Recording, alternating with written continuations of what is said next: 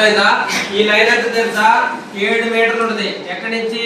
Width line నుంచి ఇక్కడి నుంచి ఇక్కడికి 7 మీటర్లు ఉంటుంది అనమాట. 7 మీటర్లు ఉండే లైన్ అయింది పెనాల్టీ లైన్.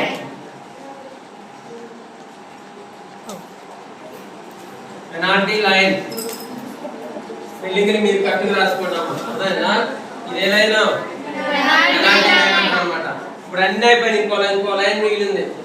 ఏడా? ఎక్కడ మిగిలింది? మిడిల్ లో కాదు, పైన. ఈ లైన్ ఉందా? ఈ లైన్ ఏమంటారు తెలుసా? ఈ లైన్ ని ఏమంటారంటే సబ్స్టిట్యూట్ లైన్. ఎవరైనా మన ప్లేయర్స్ కి ఎవరైనా దెబ్బ తగిలిందనుకో మనం సబ్స్టిట్యూట్ చేసుకోవాలిగా. సబ్స్టిట్యూట్ చేసుకునేటప్పుడు ఎక్కడ పడితే అక్కడ సబ్స్టిట్యూట్ చేసుకుంటే కుదరదు.